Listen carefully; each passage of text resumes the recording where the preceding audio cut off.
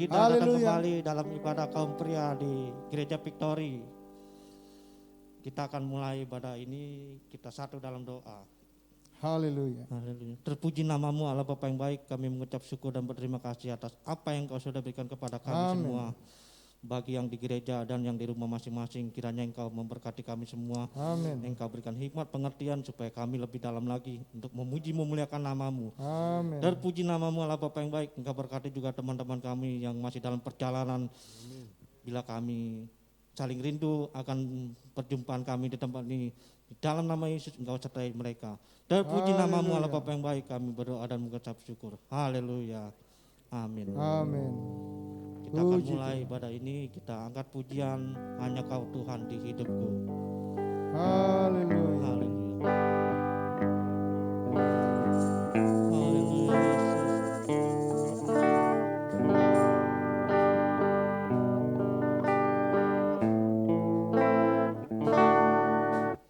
Hanya kau Tuhan di hidupku. Kau berikan hidup yang baru. Amin, amin. Darahmu menyucikan, pulihkan hatiku. Ku nyatakan kaulah segalanya. Engkaulah sumber pengharapan. Amin, haleluya. Kuasamu sanggup menyembuhkan. Jiwaku pun berserah hanya kepadamu. Yesus, kaulah segalanya. Karena salibmu, karena salibmu ku hidup, karena salibmu ku menang. Engkau yang berkuasa, sanggup untuk melakukan mujizatmu. Karena salibmu ku hidup, karena salibmu ku menang. Engkau yang berkuasa, sanggup untuk melakukan mujizatmu di hidupku. Haleluya. Hanya kau Tuhan di hidupku. Amin, amin. Kau berikan hidup yang baru. Haleluya. Jiwaku menyucikan hanya kepadamu. Yesus, kaulah segalanya.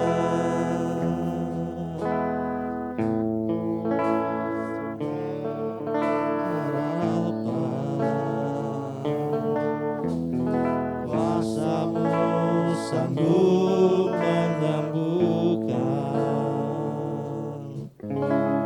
Jiwaku pun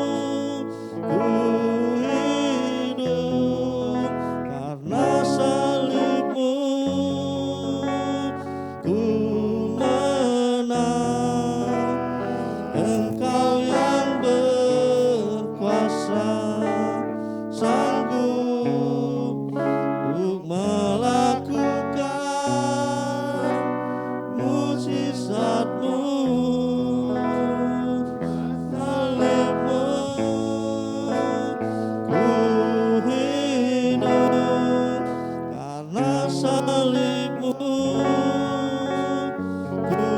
menang. Engkau yang berkuasa, sanggup untuk melakukan mukjizat-Mu di hidupku.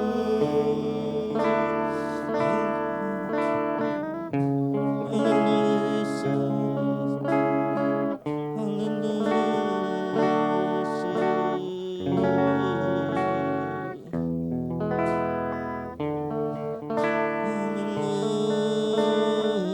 Yesus.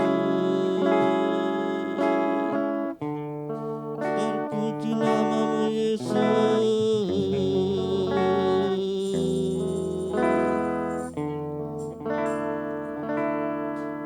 Haleluya Yesus.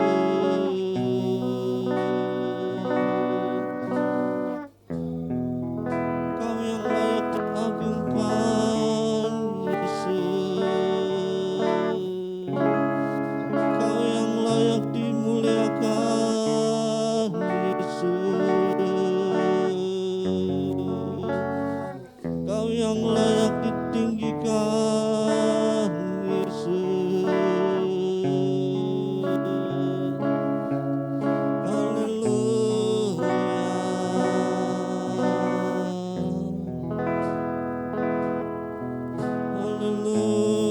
Yesus.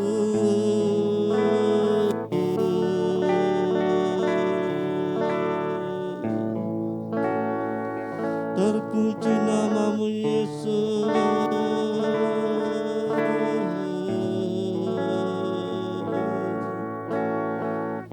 Haleluya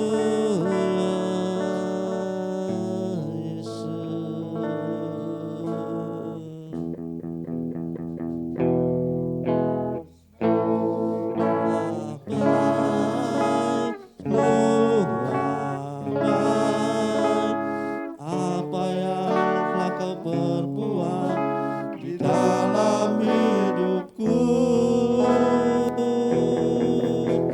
Semua baik, sungguh teramat baik.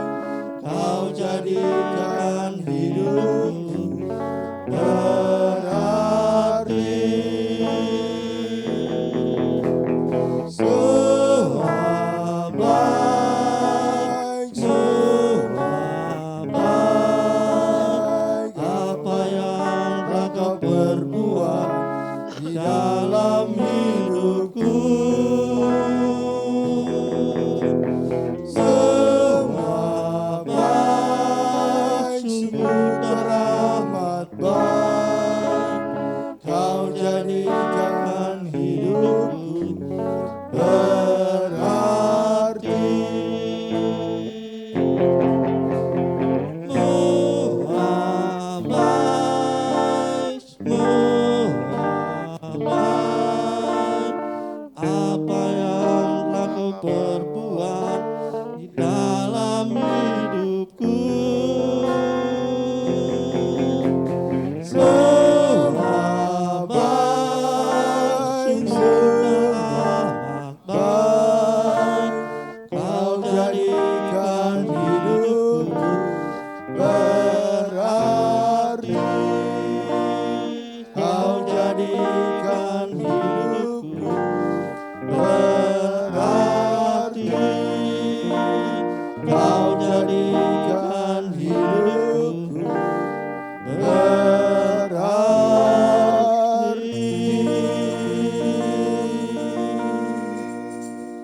Haleluya. Haleluya. Terima kasih Tuhan Yesus atas apa yang Kau sudah berikan kepada kami. Kiranya Engkau mengampuni segala dosa kesalahan kami, baik dari perkataan kelakuan kami, dari hati pikiran kami yang sengaja kami lakukan dan yang tidak sengaja kami lakukan. Engkau tetap mengampuni sebab Engkau Allah yang penuh dengan cinta Amin. kasih, sebab dan Engkau adalah kasih. Dalam nama Yesus kami terima pengampunan daripada-Mu, supaya kami lebih layak memuji memuliakan nama-Mu. Di dalam nama Tuhan Yesus kami berdoa dan mengucap syukur. Haleluya. Amin. Kita lanjut, kita akan memuji Tuhan Kita angkat pujian maragam-ragam. Kita hadir di sini.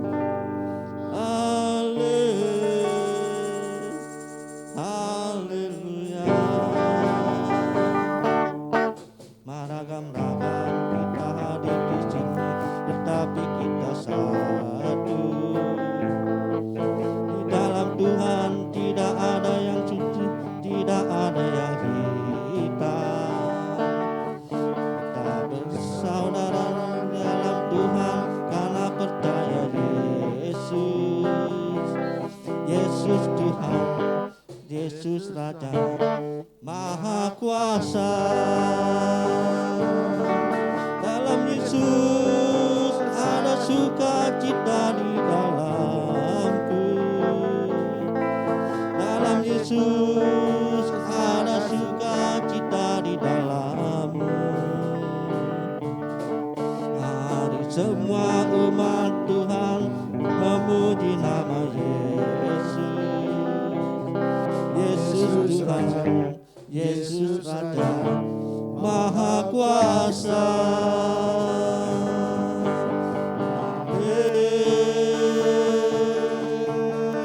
Haleluya, haleluya,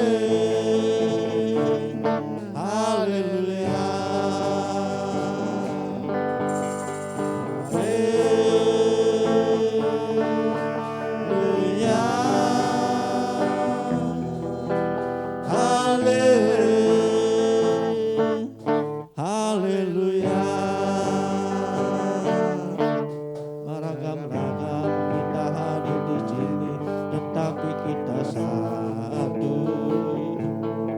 Di dalam Tuhan tidak ada yang putih, tidak ada yang hitam. Bersaudara di dalam Tuhan karena percaya Yesus. Yesus Tuhan, Yesus Raja Maha Kuasa. Dalam Yesus ada sukacita di dalamku. Dalam Yesus ada sukacita di dalammu. Mari semua umat Tuhan memuji nama Yesus. Yesus Tuhan, Yesus Raja Maha Kuasa.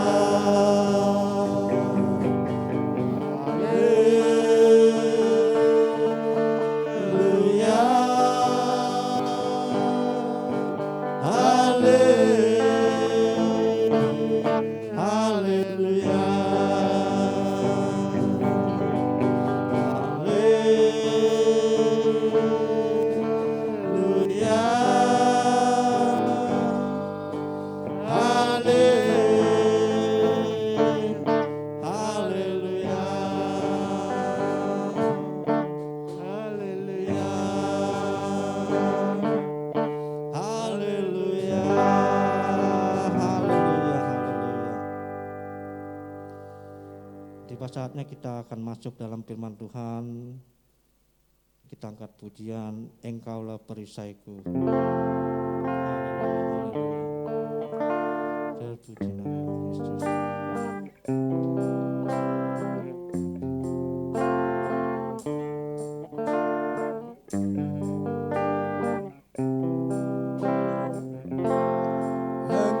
Engkaulah perisaiku saat badai hidup menerpaku. Janji-Mu di dalamku tenangkan jiwaku.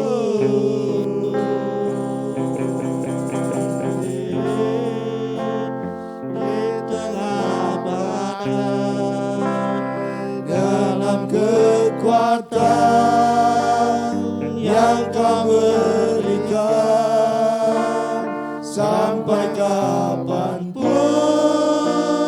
ku kan bertahan,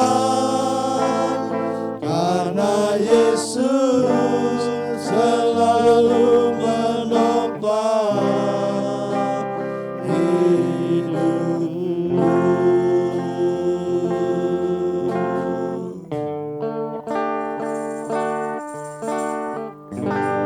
Engkaulah perisaiku saat badai hidup menerpaku, penjuru di dalamku, tenangkan jiwaku, ku kan berdiri di tengah badai dalam kekuatan yang kau berikan, sampai kapanpun ku kan bertahan, karena Yesus selalu menopang. Ku kan berdiri di tengah badai dengan kekuatan yang kau berikan, sampai kapanpun ku kan bertahan, karena Yesus selalu menopang. Ku kan berdiri di tengah badai dalam kekuatan yang kau berikan, sampai kapanpun ku kan bertahan, karena Yesus selalu menopang hidupku.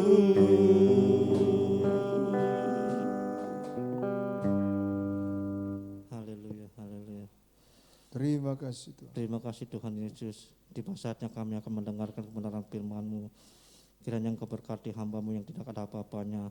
Engkau berikan hikmat pengertian supaya hamba-Mu lebih tahu apa yang belum tahu, supaya hamba-Mu lebih mengerti apa yang belum mengerti. Kau jamah ya Tuhan Yesus. Di dalam nama Yesus Engkau berkati saya juga, kita juga yang sudah di gereja dan yang di rumah aja ya Tuhan Yesus. Engkau berkati biar kami menjadi pelaku firman suatu saat nanti. Dan puji nama-Mu Allah Bapa yang baik. Kami terima firman kebenaran-Mu. Di dalam nama Yesus ku berdoa. Haleluya. Amin. Bisa silakan hambanya.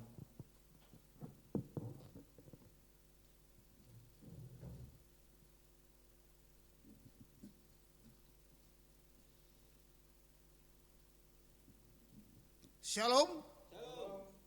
Puji nama Tuhan. Tuhan dengan begitu baik, sangat baik, terlalu baik buat kita semua orang percaya kepada Tuhan yang maupun berada di studio, dalam gereja ataupun di rumah. Kita semua dikumpulkan untuk beribadah di dalam Victory Man. Dan saya percaya kita semua ini diberkati Tuhan. Bagaimana teman-teman di rumah dan teman di gereja? Ada amin semuanya? Haleluya. Ada amin, karena Tuhan selalu menuntun kita, memimpin kita, terlebih mau memberkati kita dengan melimpah, yaitu berkat rohani, berkat keselamatan, dan selebihnya diberikan bonus dalam dunia ini. Haleluya. Mari kita siapkan hidup kita sama-sama mau dilawat oleh firman Tuhan. Saudara di rumah, di gereja, maupun saya sendiri, rindu kita semua mau dilawat oleh Tuhan, mau dipimpin oleh Tuhan, dan mau dibina oleh Tuhan melalui firman Tuhan. Haleluya. Mari kita buka Alkitab masing-masing, maupun di rumah, maupun yang ada di gereja sini. Kita buka di Yohanes 2 ayat 13 sampai dengan 17. Perikopnya Yesus mensucikan bait Allah. Ayat 13. Ketika hari raya Paskah orang Yahudi sudah dekat, Yesus berangkat ke Yerusalem. Dalam bait suci didapatinya pedagang-pedagang lembu, kambing domba dan merpati, dan penukar-penukar yang duduk di situ. Ia membuat cambuk dan dari tali, lalu mengusir mereka semua dari bait suci dengan semua kambing domba dan lembu mereka yang penukar-penukar dihamburkannya ke tanah dan bejat mereka dibalikannya. 16. Kepada pedagang mereka ia berkata, Yesus berkata, ambil semua ini dari sini, jangan kamu membuat rumah Bapakku menjadi tempat berjualan. Ayat 17 terakhir, maka teringatlah murid-muridnya bahwa ada tertulis, cinta untuk rumahmu menghanguskan aku.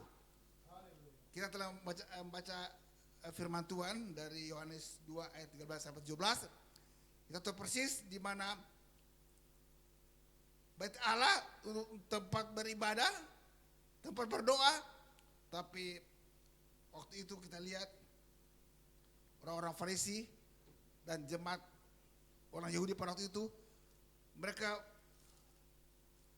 beribadah dalam rumah Tuhan, tapi kalau sesudah mereka tidak beribadah, mereka berdagang di situ. Nah, mereka berjualan, berdagang di situ. Di mana? Di tempat bait suci, bait Allah, di tempat orang-orang untuk beribadah. Dan Yesus juga ada hadir waktu itu. Dia lihat, kok ini rumah tempat untuk beribadah, rumah doa ini dijadikan seperti pasar. Nah, Yesus sangat marah pada waktu itu.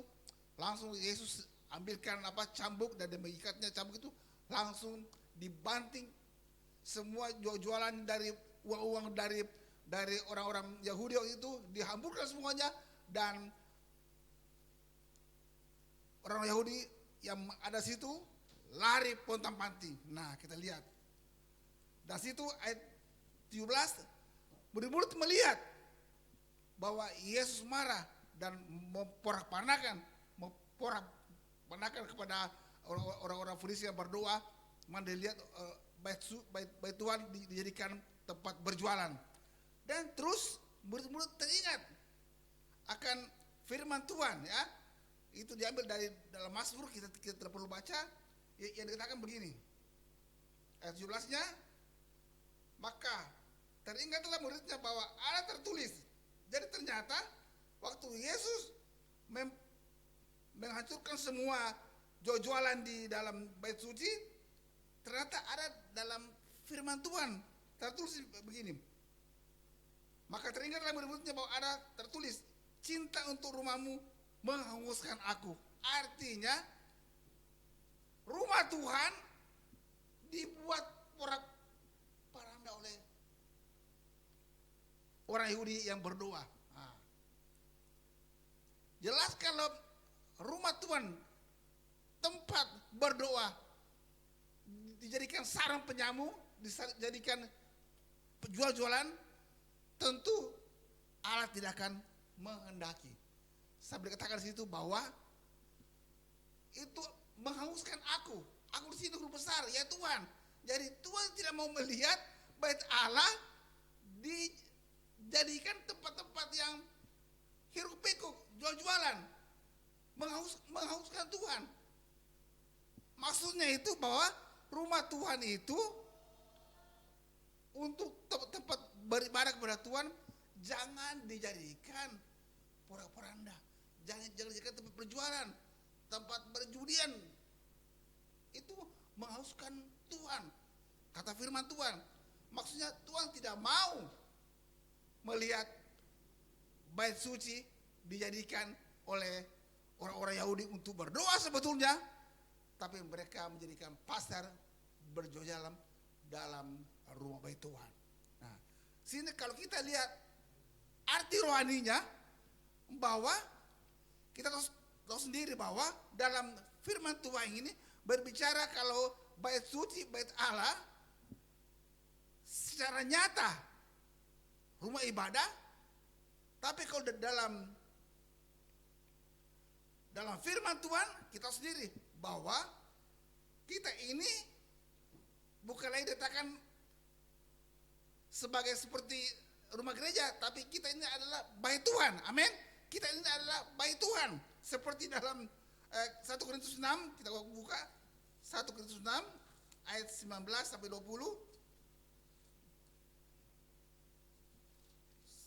1 Korintus 6 ayat 19-20.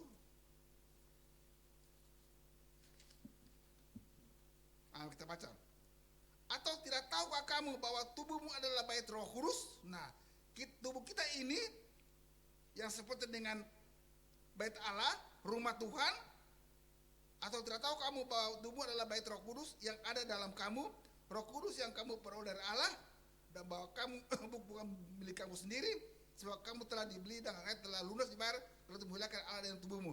Jadi kita ini adalah bait Tuhan. Hidup kita ini baik Tuhan. Jadi Tuhan mau hidup kita ini harus dikuduskan, disucikan. Amin. Ini yang Tuhan mau. Jangan seperti yang secara kasat mata rumah tempat ibadah, tempat doa dibikin porak-poranda. Jadi dalam perjanjian baru Yesus mengartikan bahwa kita ini dalam Korintus dikatakan kita ini adalah bait Tuhan. Kenapa bait Tuhan? Rumah tempatnya Tuhan. Kita yang sudah percaya, yang ada di studio, yang ada di rumah sebagai Victor Man, siapa saja yang sudah percaya kepada Yesus, kita ini sudah adalah milik Tuhan. Adalah sebab Roh Kudus ada dalam kehidupan kita, maka kita ini adalah milik Tuhan semuanya. Dan kalau milik Tuhan semuanya, berarti bukan kita lagi semuanya mau kita, tapi semua adalah kehendak Tuhan yang jadi. Kata Paulus, bukan aku lagi yang hidup, tapi Kristus yang ada dalam hidup kita, dia yang dahulukan kepentingan Tuhan. Haleluya.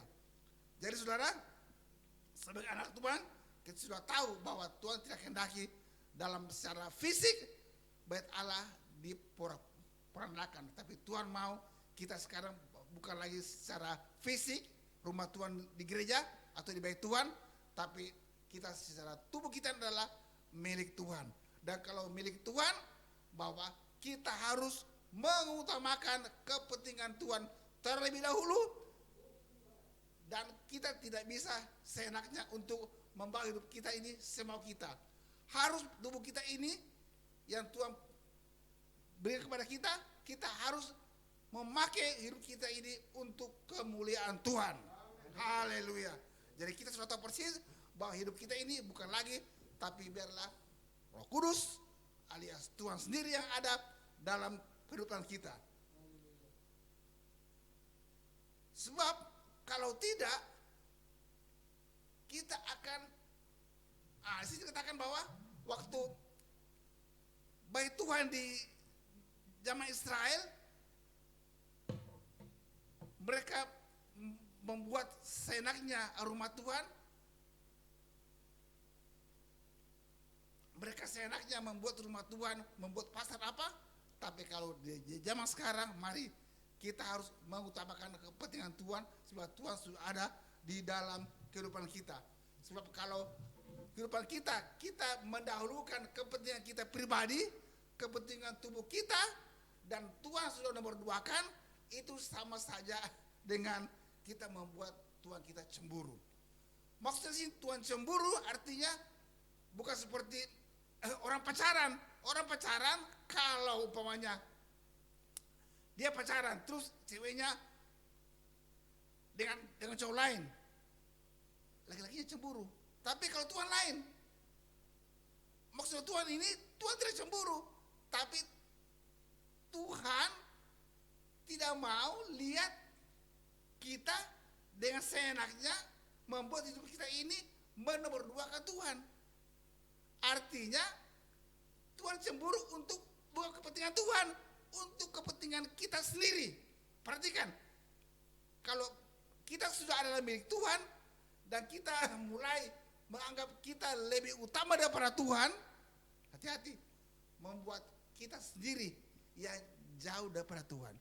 Tuhan tetap setia, tetap mengasihi kita, tapi kita sendiri yang menjauhi dari Tuhan, maka kita sendiri yang rugi.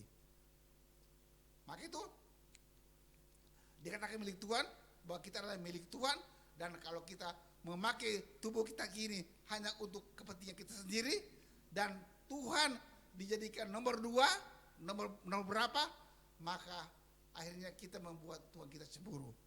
Sebab Tuhan tidak ingin kita jauh dari Tuhan, tapi Tuhan ingin supaya kita selalu dekat kepada Tuhan, mengutamakan kepentingan Tuhan terlebih dahulu. Dan kalau ada mengutamakan kepentingan Tuhan terlebih dahulu, maka yang lain-lainnya Tuhan akan lawat kita. Amin. Haleluya. Jangan seperti bahwa kita ini sudah mengikut Tuhan, tetapi kita bukan lagi mengutamakan Tuhan, kita mengutamakan kepentingan kita diri sendiri. Ini Tuhan tidak kehendaki. Lebih jauh kita lihat Kolose pasal 1 ayat 15. Kolose 1 ayat 15 dikatakan begini. Yesus itu adalah gambar Allah yang tidak kelihatan, yang sulung, lebih utama dari segala yang diciptakan. Dia lebih utama dari segala yang diciptakan. Berarti kalau kita sudah terima Yesus, Yesus lebih utama dari segala apa yang ada. Anda harus ingat itu. Dia yang utama. Melayani Tuhan utama dia, beribadah kepada Tuhan, mentaati firman Tuhan, berarti kita mendahulukan Tuhan, dia lebih utama, dan yang lainnya baru berikutnya. Jadi supaya kalau kita mau dilawat Tuhan, dan mau kita hidup kita semangat, hidup kita penuh sukacita, mari kita dahulukan kepentingan Tuhan untuk dalam kehidupan kita ini. Haleluya. Dan apabila Anda praktekkan, maka Anda akan dilawat Tuhan. Haleluya. Anda sebagai pengusaha, Tuhan akan lawat Anda. Tapi yang penting Anda dahulukan Tuhan. Sebab kita ini adalah baik Tuhan. Tuhan tidak mau kita ini baik Tuhan, tapi kita pakai untuk kepentingan kita diri sendiri. Kita bisa bekerja, mencari uang bisa. Tapi ingat, utamakan Tuhan terlebih dahulu, baru kita, keluarga kita, atau hidup kita, atau kita berusaha bekerja, itu bagus. Tapi utamakan Tuhan terlebih dahulu. Sebab dikatakan firman Tuhan, jangan sampai seperti apa? Cinta antar rumahmu menghanguskan aku. Jangan sampai Tuhan hangus karena kita menembudoakan Tuhan. Tapi Tuhan tidak mau dia cemburu. Dan kita dikatakan bahwa Allah itu cemburu. Tapi cemburu itu apa? Cemburu untuk kita, bukan untuk Tuhan. Tuhan tetap Tuhan. Tapi kalau Anda sudah memakai tubuh Anda, kepentingan Anda, nomor satunya kepentingan Anda daripada Tuhan, maka itu dikatakan firman Tuhan, menghanguskan aku. Haleluya. Berarti Tuhan tetap Tuhan, tapi Anda sudah menjauh daripada Tuhan. Kenapa menjauh Tuhan? Karena Anda sudah mendahulukan kepentingan Tuhan. Contoh, sudah tahu beribadah. Anda di rumah, ya, contoh di rumah, sudah bisa beribadah, bisa beribadah, tapi Anda sengaja biar di rumah aja deh, ngapain pun kamu. Tuhan tahu, kita jangan bohongi Tuhan.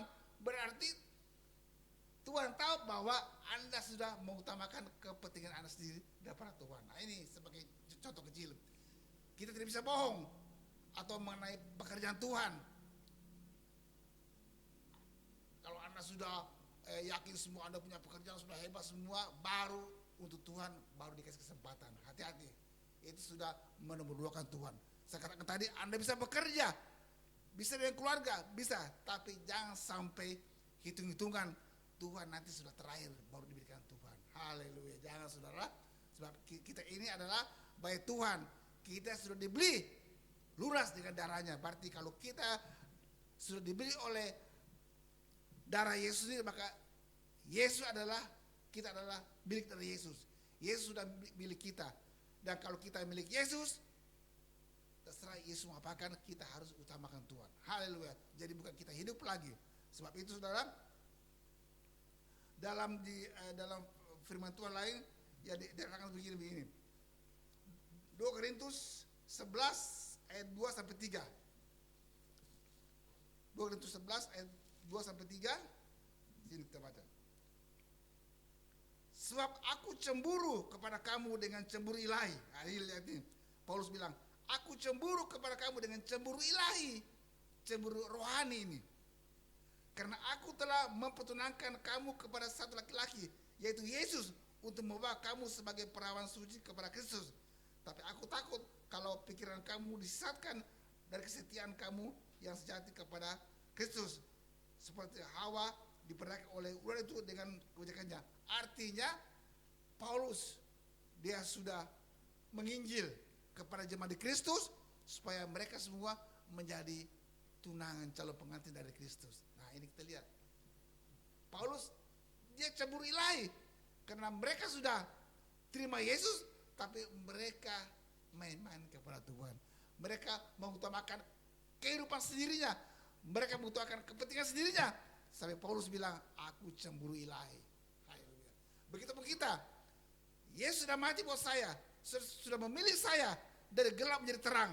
Mari kita semua harus utamakan kepentingan Tuhan.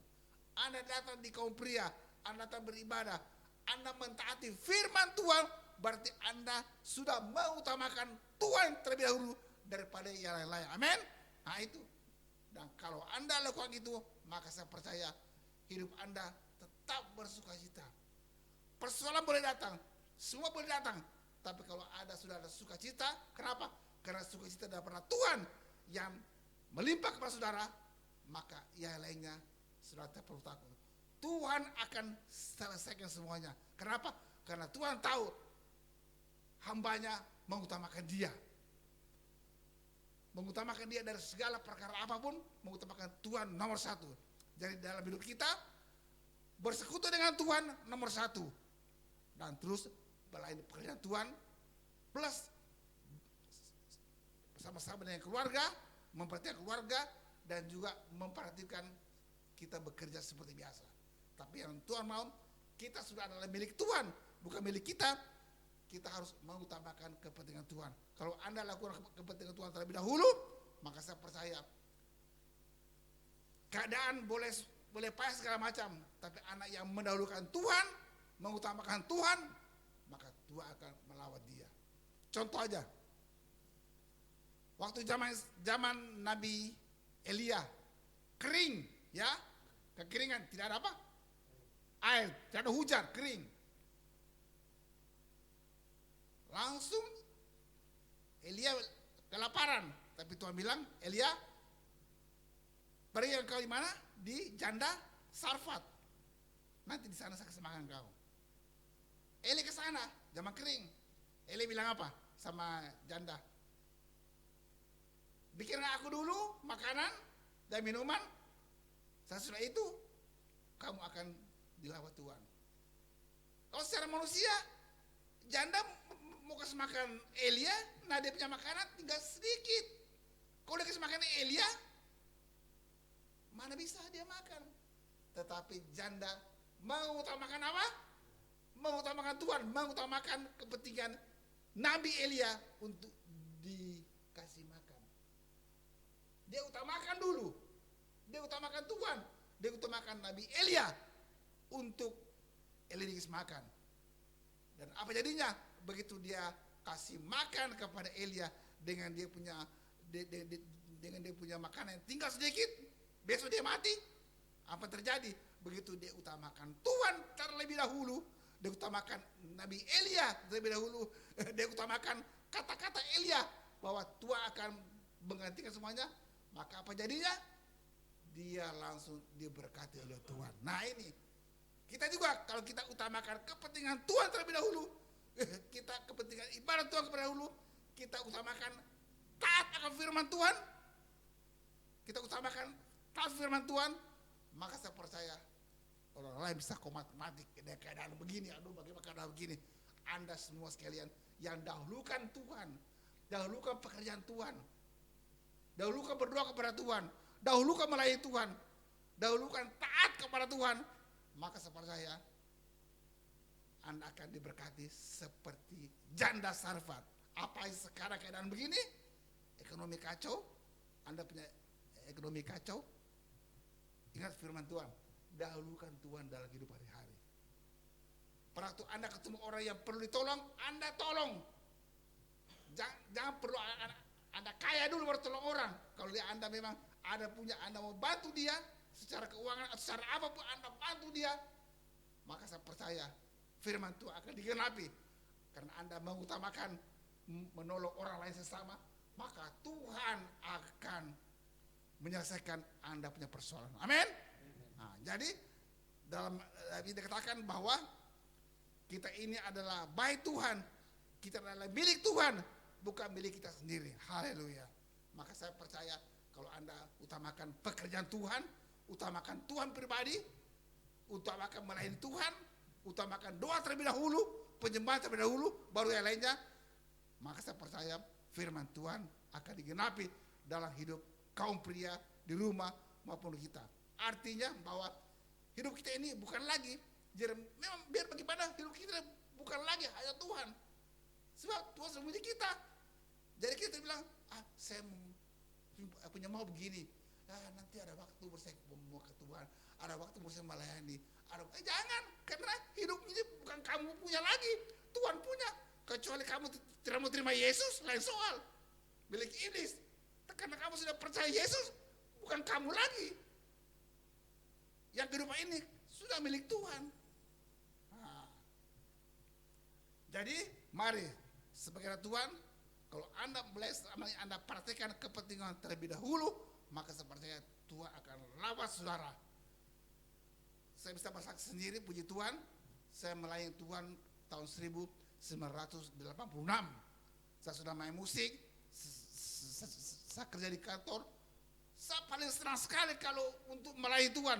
Pokoknya di mana ada pekerjaan Tuhan, saya ikut terus. Paling rajin habis kerja di kantor, sore jam 3, jam 4, jam 6 saya sudah mulai ambil gitar sama-sama dengan teman jemaat, ikut melayani Tuhan. Tahun 86, saya dahulukan Tuhan. Betul, Daud bilang apa? Saya bersuka cita kalau datang ke rumah Tuhan. Ada orang bersuka cita, capek, bosan, aduh. Tapi Daud bilang apa? Saya bersuka cita kalau orang bilang mari kita ke rumah Tuhan. Dan saya praktekkan tahun 86, saya mulai melayani Tuhan. Puji Tuhan, sampai sekarang saya melayani sudah 35 tahun. Puji Tuhan, saya paling rindu sekali untuk melayani pekerjaan Tuhan. Dan segala yang saya inginkan Tuhan siapkan sampai sekarang. Haleluya. Yang penting utamakan Tuhan. Utamakan taat firman Tuhan. Saya juga soal firman Tuhan juga jatuh bangun dalam belajar kita. Tapi kita mau taat. Melayani pekerjaan Tuhan, bersekutu dengan Tuhan, hal rohani kita dahulukan. Jangan kita mencintai Tuhan, bukan milik kita, datang ibadah, minta ampun, sudah terlambat 10 menit, 20 menit, ya ilah. Kalau arisan, kalau bisnis, wah rajin sekali, datang di bisnis, hebat sekali. Tapi untuk Tuhan, hitung-hitungan. Kalau kita lakukan begitu, Tuhan tahu. Ingat, hati-hati. Tuhan itu cemburuan. Maksudnya cemburuan bukan cemburu seperti manusia. Maksudnya cemburuan Tuhan lihat kasihan kamu. Kita sendiri menjauhi Tuhan. Karena kita sendiri membuat diri kita jauh daripada Tuhan. Sebab itu mari sebagai anak Tuhan, jangan seperti bangsa Israel. Rumah Tuhan dibikin porak-poranda, dibikin jual-jualan. Nah, dalam perjanjian baru kita juga adalah milik Tuhan. Jangan tubuh kita ini menjadi porak-porande dengan segala macam jasmani tidak karuan. Tidak ada waktu libur, tidak ada waktu free. Pokoknya tuh cari uang terus, pokoknya bisnis terus sampai untuk Tuhan sudah tidak ada lagi. Hati-hati. Nah, mari untuk firman Tuhan kali ini kita siapkan hidup kita. Kita katakan Tuhan, saya adalah milik Engkau Tuhan. Biarlah kehendak Tuhan yang jadi. Dan saya percaya kalau gitu kita lakukan, utamakan kepentingan Tuhan terlebih dahulu, maka saya percaya kadang sekarang bisa murah-marit, tapi kita yang selalu utamakan Tuhan, maka Tuhan juga mengutamakan kepentingan Anda. Tuhan tahu apa kebutuhan Anda. Tapi satu penting, mari kita utamakan Tuhan. Utamakan doa kepada Tuhan. Utamakan praise and worship kepada Tuhan. Utamakan taat kepada Tuhan. Kalau firman Tuhan katakan ampuni orang bersalah. Khotbah bilang, jangan berdusta, jangan dendam, jangan sakit hati. Lakukan, berarti Anda sudah mengutamakan Tuhan, mengutamakan kepentingan Tuhan lewat firman Tuhan. Anda taat kepada firman Tuhan, berarti Anda sudah mengutamakan kepentingan Tuhan lewat firman Tuhan. Haleluya. Demikian firman Tuhan, mari kita berdoa. Bapa surga, terima kasih.